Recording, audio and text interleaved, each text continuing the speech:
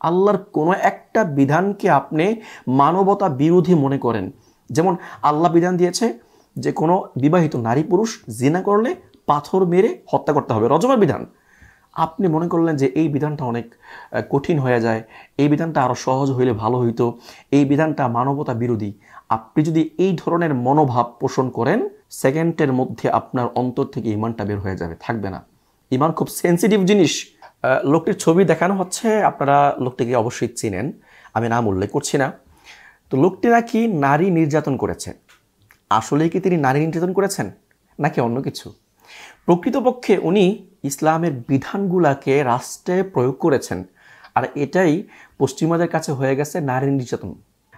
ফিলিস্তিনের ভূমিতে ৪৫,০০০ নারী শিশুকে হত্যা করা হয়েছে, সেটা নারী নির্যাতন না। আফগানিস্তানে ইসলামিক আইন প্রয়োগ করা হয়েছে, সেটা নারী নির্যাতন। একদিকে ৪৫,০০০ নারী শিশুকে হত্যা করা হয়, হত্যাকারীর কোনো বিচার হয় না, হত্যাকারীর বিরুদ্ধে কোনো গ্রেপ্তারি পরোয়ানা জারি হয় না। অপরদিকে নারীর সেফটির জন্য, নারীর নিরাপত্তার জন্য, নারী যেন কোথাও গিয়ে হয়রানির শিকার না হয়, সেজন্য একটা আইন প্রয়োগ করা হয়েছে, আর এ কারণে হয়ে গেছে সে নারী নির্যাতনকারী। বাহ, কি চমৎকার আন্তর্জাতিক আইন, তাই না? যাই হোক, তারা তো ইসলাম বিদ্বেষী মনোভাব পোষণ করবে, ইসলাম বিদ্বেষী কর্মকাণ্ড তারা করবে, এটা স্বাভাবিক।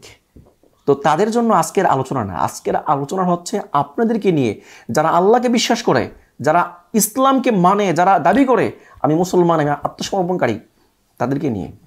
ইসলাম মানে কি? ইসলাম মানে হচ্ছে আত্মসমর্পণ করা।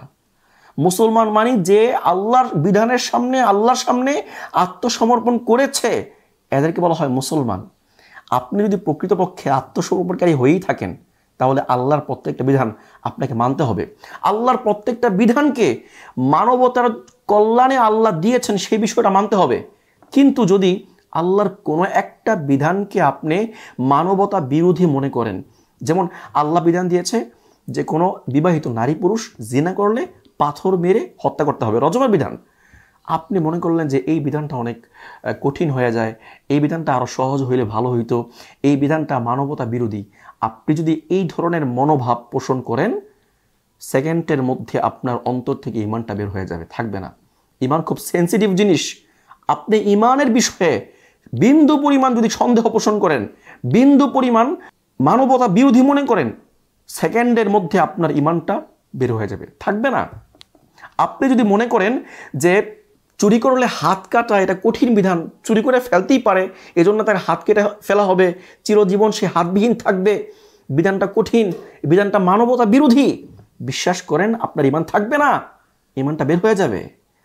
আপনি যদি মনে করেন যে মদ পান করলে ৮০টা বেত্রাঘাত করা হবে, এটা কঠিন বিধান, মানবতা বিরোধী বিধান, তাহলে বিশ্বাস করেন আপনার ইমান থাকবে না। আপনি যদি মনে করেন যে পর্দার বিধান এটা মানুষকে কষ্ট দেওয়ার জন্য, নারীদেরকে আবদ্ধ করে রাখার জন্য, তাহলে মনে রাখবেন আপনার ইমান নাই। আপনি যদি সত্যিকার অর্থে মুসলমান হয়ে থাকেন, তাহলে আপনাকে বিশ্বাস করতে হবে যে আল্লাহর প্রত্যেকটা বিধান মানুষের কল্যাণে আল্লাহ দিয়েছেন, মানুষের ক্ষতি করার জন্য না, মানুষের উপকারার্থে আল্লাহ দিয়েছেন। এই বিশ্বাসটা যদি আপনার অন্তরে থাকে, আপনি মুসলমান, আপনি সত্যিকার অর্থে আত্মসমর্পণকারী, সত্যিকার অর্থে আপনি আল্লাহর বিধানকে লালন করে থাকেন। আল্লাহ তাআলা যে 10 দুনিয়ার সমান একটা জান্নাত দান করবেন, সবচেয়ে ছোট জান্নাত, এত সহজে না। প্রথমে আপনার ইমানটা লাগবে, ইমানটাকে পাকাপোক্ত রাখতে হবে। আপনি যদি আমল কমও করেন, বেশি আমল করতে পারেন নাই, ফরজ বিধানগুলো আমল করেছেন, আপনি নফল করতে পারেন নাই, অথবা কোনো কারণে আপনার ফরজ ছুটে গেছে, কোনো না কোনো একদিন আপনি জান্নাতে যাবেন যদি আপনার ইমান পাকাপোক্ত থাকে। কিন্তু যদি আল্লাহর কোনো বিধানকে আপনি অমানবিক মনে করেন, তাহলে কিন্তু কোনো দিন আপনার জান্নাতে যাওয়ার কোনো চান্সেস নাই।